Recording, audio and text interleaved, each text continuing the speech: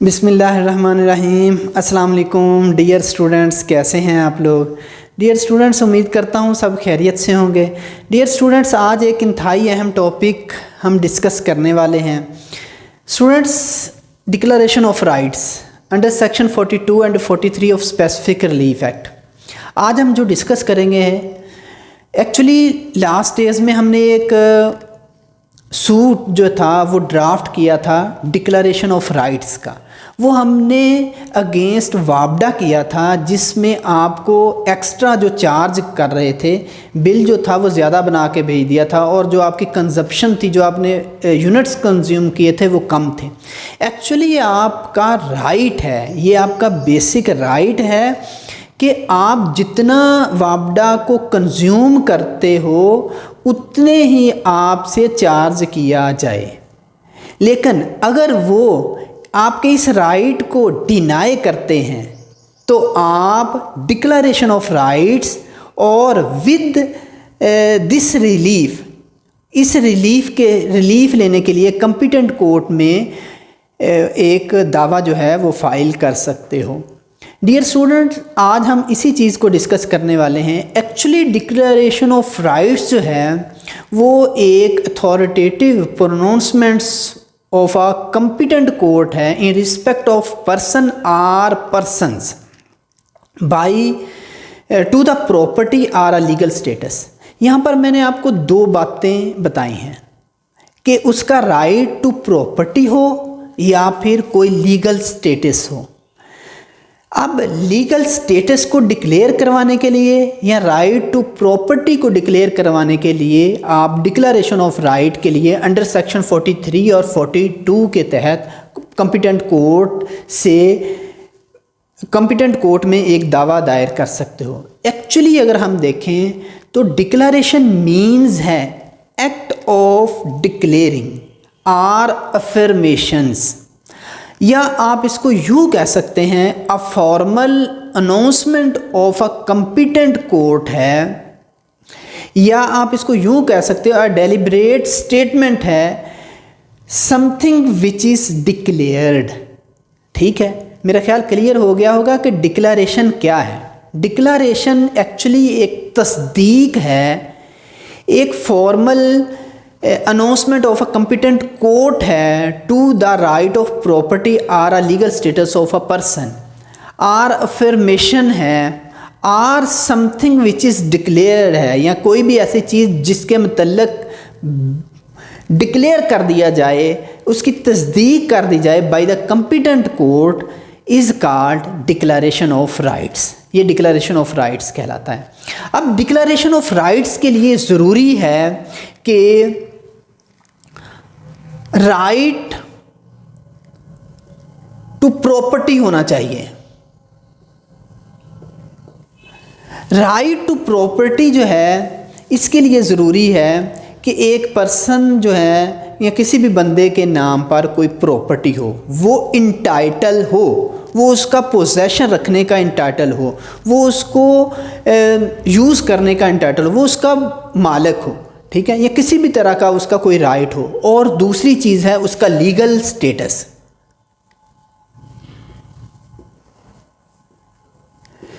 अब legal status, अभी मैंने शुरू में जैसे आपसे डिस्कस किया कि जब वापडा ने आपका एक लीगल स्टेटस है कि जो आप चीज़ कंज्यूम कर रहे हो, जितने यूनिट्स कंज्यूम कर रहे हो उतने यूनिट्स ही का ही आपसे चार्ज कर सकते हैं। अगर वो एक्स्ट्रा चार्ज करते हैं, आपका ये लीगल स्टेटस है, ये आपका फंडामेंटल राइट है। इसके बाद अगर फॉर एग्ज़ाम्पल ए जो है वो बी का भाई है, लेकिन वो उसको प्रॉपर्टी में से हिस्सा नहीं देता और अपना भाई जो है उससे भी इनकार कर देता है। ठीक है, अब जो बी था वो कॉम्पिटेंट कोर्ट में डिक्लेरेशन ऑफ राइट का दावा दायर कर सकता है। वो अपने राइट्स डिक्लेयर करवा सकता है कि मैं इसी बाप की औलाद हूँ और इसीलिए वारस होने की बिना पर मैं इस प्रॉपर्टी में हकदार हूँ। ठीक है, अब तीसरी जो चीज़ है इसमें वो है डिनाइल। डिनाइल होगा तो फिर ही आप कॉम्पिटेंट कोर्ट में डिक्लेरेशन ऑफ राइट्स के लिए जा सकते हैं। अदरवाइज आप नहीं जा सकते। अगर हम देखें इसका मकसद क्या है, object of declaration of right, actually जो ऑब्जेक्ट है, जो इसका स्कोप है, any person entitled to any legal character or to any right as to any property, कोई भी बंदा जो कोई लीगल स्टेटस रखता हो या किसी भी प्रॉपर्टी के साथ उसके कुछ राइट्स जो हैं वो अटैच्ड हों, और वो may institute a suit in a competent court against any person who denying his rights. वो जो है किसी भी पर्सन के खिलाफ एक दावा दायर कर सकते हैं, कॉम्पिटेंट कोर्ट में जा सकते हैं, लेकिन किसके खिलाफ जा सकते हैं, जो उसके इन राइट्स को डिनाई करेगा, ठीक है, उसके खिलाफ जा सकते हैं, ठीक है। अब फिर जो कोर्ट है वो इन चीज़ों को देखते हुए वो फिर डिक्लेरेशन ऑफ राइट का दावा जो है उसको एक प्रोनाउंसमेंट करती है, एक अथॉरिटेटिव प्रोनाउंसमेंट देती है उस पर्सन के अगेंस्ट जो डिनाई कर रहा हो, ठीक है। अगर हम देखें हु मे सू, कौन सू कर सकता है, सबसे पहले तो वो पर्सन या पर्सन्स सू कर सकते हैं जो कि हैविंग एनी लीगल कैरेक्टर, जो कि किसी भी तरह का कोई लीगल कैरेक्टर रखते हों, ठीक है। इसके बाद दूसरी चीज़ जो है वो है कि कोई person, any person or persons, कोई भी पर्सन जो है मे सू, वो दावा दायर कर सकते हैं having any right to any property, जो किसी भी प्रॉपर्टी में किसी तरह का कोई राइट रखते हों तो वो दावा दायर कर सकते हैं। ये वो लोग हैं जो कि दावा दायर कर सकते हैं। अगेंस्ट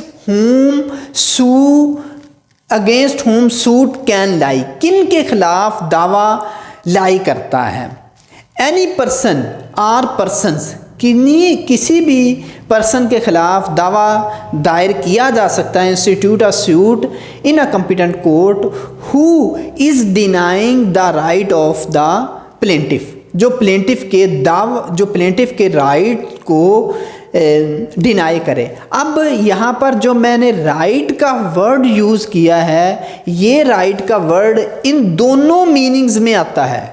वो राइट टू प्रॉपर्टी भी हो सकते हैं, वो कोई भी उसका लीगल स्टेटस भी हो सकता है, ठीक है। इसके बाद हर उस पर्सन के खिलाफ दावा दायर किया जा सकता है या डिक्लेरेशन ऑफ राइट्स के लिए जाया जा सकता है जो डिनाई कर रहा हो or interested to deny the title of the plaintiff, ठीक है, जो किसी भी प्लेंटिफ के टाइटल को, उसके लीगल स्टेटस को, उसके राइट टू प्रॉपर्टी को डिनाई करे या डिनाई करने में इंटरेस्टेड हो, तो ऐसे पर्सन के अगेंस्ट जो है वो दावा लाए करता है। इसके बाद अगर अब हम इसेंशियल्स देखें of declaratory suit, declaratory suit के इसेंशियल्स देखें तो स्टूडेंट्स डिक्लेरेटरी सूट्स के यही इसेंशियल्स हैं। सबसे पहला जो मैंने आपको बताया हु मे सू, कौन है, सबसे पहला इंग्रेडिएंट्स या सबसे पहला इसेंशियल ये है कि डिक्लेरेटरी सूट के लिए ज़रूरी है कि कोई लीगल स्टेटस हो, ठीक है। सेकंड वन इज़ कोई राइट हो टू द प्रॉपर्टी, किसी प्रॉपर्टी के मतलब कोई राइट होना चाहिए, ठीक है। And the third one is any person denying the rights of plaintiff, उन राइट्स को डिनाई कर रहे हों, ठीक है। Or any persons interested to deny, जो डिनाई करने में इंटरेस्ट रखते हों, ठीक है। And the last one is कि प्लेंटिफ के पास कोई भी और रिलीफ ना हो, ठीक है, तो इसके लिए वो एक डिक्लेरेटरी सूट जो है वो इंस्टीट्यूट कर सकता है। These are the important essentials of the declaratory suits, ठीक है स्टूडेंट्स, ये आपको समझ आ गई होगी। अब हम नेक्स्ट चलते हैं, हम डिस्कस करें कि डिक्लारेशन जो है when refused, declarations when refused, declaration जो है वो कब रिफ्यूज्ड हो सकती है। ठीक है, एक्चुअली जो डिक्लारेटरी रिलीफ है ये जो है is usually refused by these circumstances. सबसे पहले है वेक्सेशियस लिटिगेशंस होना चाहिए, vexatious litigations. Number 1 vexatious litigations.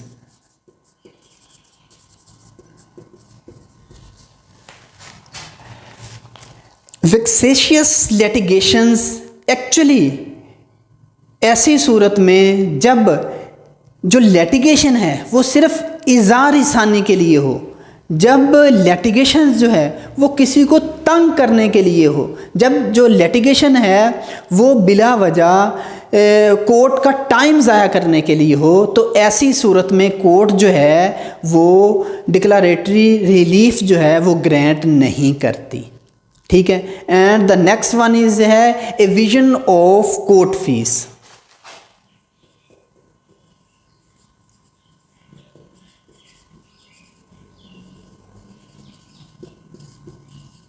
Is evasions of the court fees.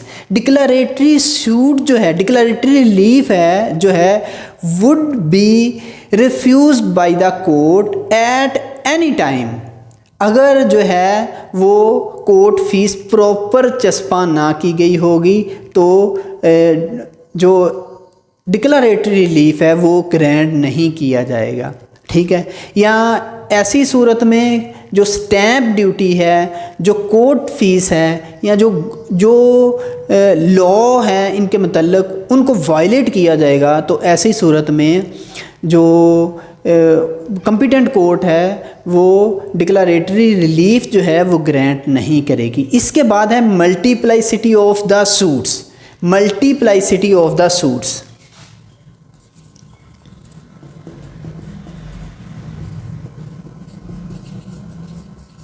मल्टीप्लाइसिटी of the suits means है कि जब एक प्लेंटिफ जो है उसके पास कोई और रिलीफ था तो ऐसी सूरत में उसको declaration of suit, declaration of right में आने की ज़रूरत ही नहीं थी, इसके बावजूद उसने डिक्लेरेशन ऑफ राइट में आया, या फिर उसके पास डिक्लेरेशन ऑफ राइट्स का ही रिलीफ था, यही था, ये दावा दायर किया। इसके बाद डिफेंडेंट्स को मज़ीद तंग करने के लिए, कोर्ट का टाइम ज़ाया करने के लिए, कॉम्पिटेंट कोर्ट को तंग करने के लिए मज़ीद वो दावाजात दायर करता रहा, या एक से ज़ायद दावाजात इसी सूरत में दायर हुए, तो ऐसी सूरत में भी कॉम्पिटेंट कोर्ट जो है वो डिक्लेरेटरी जो रिलीफ है वो ग्रांट नहीं करेगी।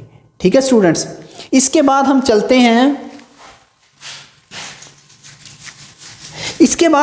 हैं when relief to be refused. Relief कब रिफ्यूज होगा? अभी हमने डिस्कस किया था कि डिक्लेरेशन जो डिक्लेरेटरी रिलीफ है वो कब रिफ्यूज़ होगा, कब नहीं मिलेगा। अब हम इसको मज़ीद देखते हैं कि when relief is to be refused. Students, आपने याद रखना है कि कुछ ऐसे सर्कमस्टांसिस हैं, कुछ ऐसी सूरत हाल है कि जब जो रिलीफ है वो रिफ्यूज्ड हो जाएगा। सबसे पहले, if the plaintiff claims have never been denied by the defendant. जो प्लेंटिफ क्लेम कर रहा है, जो प्लेंटिफ सूट दायर करते हुए डिक्लेरेशन ऑफ राइट्स क्लेम कर रहा है डिफेंडेंट की तरफ से, वो डिनाइल उसका है ही नहीं। ठीक है, तो ये बेसिक पॉइंट है। ऐसी सूरत में उसको रिलीफ जो है वो रिफ्यूज़ हो जाएगा। And the second one is if the denial by the defendant is not likely to injure the plaintiff materially. अगर उसका डिनाइल जो है वो प्लेंटिफ को कोई नुकसान नहीं पहुंचा रहा, उसका डिनाइल जो है डिफेंडेंट का वो ऐसा है कि किसी को कोई नुकसान नहीं पहुंचा रहा, प्लेंटिफ को नुकसान नहीं पहुंचा रहा, तो ऐसी सूरत में भी रिलीफ जो है वो रिफ्यूज़ हो जाएगा। And the third one is if there is no substantial injury, अगर कोई बाद में कोई नुकसान होने का अंदेशा ना हो, ठीक है, उसका डिनाइल जो है वो उससे कोई नुकसान, फॉर एग्ज़ाम्पल जो डिफेंडेंट है, जो जिसके खिलाफ दावा दायर किया जा रहा है, वो उस प्रॉपर्टी में इंटरेस्टेड ही नहीं है या उसका वारिस ही नहीं है, या उसका डिनाइल किसी भी सूरत में प्लेंटिफ को कोई इंजरी काज नहीं कर सकता, उसका कोई सिविल राइट इन्फ्रिंग नहीं हो सकता, तो ऐसी सूरत में भी जो है वो रिलीफ जो है वो रिफ्यूज़ हो जाएगा। इसके बाद नेक्स्ट वन इज़ है if the plaintiff conduct is fraudulent, अगर प्लेंटिफ का जो कंडक्ट है, उसका जो रवैया है वो फ्रॉड कर रहा है। मिसाल के तौर पर अभी हमने डिक्लेरेशन ऑफ व्हेन रिफ्यूज़ में डिस्कस किया था, अगर वो वेक्सेशियस लिटिगेशंस में आता है, ठीक है, उसकी जो लिटिगेशन है वो एजार एसानी के रिलेटेड है, या फिर एविजन्स ऑफ कोर्ट फीस, वो कोर्ट फीस नहीं लगाता, या फिर मल्टीप्लाइसिटी ऑफ द सूट्स, वो डिक्लेरेशन ऑफ सूट्स के अलावा और लिटिगेशन में जाता है, तो ऐसी सूरत में, या फिर कंसीलमेंट ऑफ फैक्ट्स करता है, या फिर कोर्ट के साथ कोई ऐसा फ्रॉडुलेंट उसका कंडक्ट है, तो ऐसी सूरत में भी उसको रिलीफ ग्रांट नहीं किया जाएगा। ठीक है स्टूडेंट्स, इसके बाद है कि अगर जो डिक्लेरेशन है वो यूजलेस हो, डिक्लेरेशन ऑफ राइट्स जो मांगा जा रहा है ना, वो फैक्टिशियस हो, वो यूजलेस हो, वो फ्रूटलेस हो, उसका कोई फ़ायदा ना हो, अगर कोर्ट कंपिटेंट कोर्ट जो है वो डिक्लेरेशन ऑफ राइट्स का दावा डिग्री कर भी देती है, तो उसका कोई प्लेंटिफ को फ़ायदा ना हो, तो ऐसी सूरत में भी जो प्लेंटिफ रिलीफ है उसको रिफ्यूज़ किया जा सकता है। ठीक है, इसके बाद अगर जो लॉ है provides an other appropriate relief or remedy, कानून जो है इसके अलावा भी कोई रिलीफ दे रहा है, कोई रेमेडी दे रहा है, इसके बावजूद प्लेंटिफ जो है वो डिक्लेरेशन ऑफ राइट्स में आया है, तो ऐसी सूरत में भी जो प्लेंटिफ का जो रेमेडी है, जो रिलीफ है, वो रिफ्यूज़ हो जाएगा। और इसके बाद है if the declaration would be contrary to the provisions of the statute, जो डिक्लेरेशन मांगा जा रहा है, जो रिलीफ मांगा जा रहा है, वो जो हमारा स्टैचू लॉ है, हमारा बेसिक लॉ है, उसके मुतसादम हो, उसके अगेंस्ट हो, तो ऐसी सूरत में भी उसको डिक्लेरेशन नहीं मिलेगा। या इसके बाद नेक्स्ट वन इज़ है कि जो लेजिस्लेटिव जो डिसीजंस हैं उनके ख़िलाफ़ अगर डिक्लेरेशन ऑफ राइट्स का दावा दायर किया जा रहा है, तो ऐसी सूरत में भी उसको उसका रिलीफ जो है वो रिफ्यूज़ हो जाएगा। मतलब अगर लेजिस्लेटिव बॉडी प्रोविंशियल असम्बली या फिर जो नेशनल असम्बली है वो कोई ऐसी लेजिस्लेशन कर देती है और वो प्लेंटिफ का जो डिक्लेरेटरी सूट है वो contrary to the legislative body हो या लेजिस्लेशन हो, तो ऐसी सूरत में भी रिलीफ जो है वो रिफ्यूज़ कर दिया जाएगा होगा। इसके बाद अगर हम इसका पीरियड ऑफ लिमिटेशन को डिस्कस करें, पीरियड ऑफ लिमिटेशन देखें, पीरियड ऑफ लिमिटेशन को देखें तो पीरियड ऑफ लिमिटेशन जो है वो डिक्लेरेटरी सूट के लिए 3 ईयर जो है वो डिटरमिन किया गया है। स्टूडेंट्स, इसके मतलब कोई क्वेश्चन हो, कोई बात डिस्कस करनी हो, तो आप आप कमेंट बॉक्स में आके मुझसे डिस्कस कर सकते हैं। इसके बाद या फिर नेक्स्ट जो हमारी जूम क्लास होगी उसमें डिस्कस कर सकते हैं। अपना बहुत सारा ख्याल रखिएगा, दुआओं में याद रखिएगा। अल्लाह हाफिज़।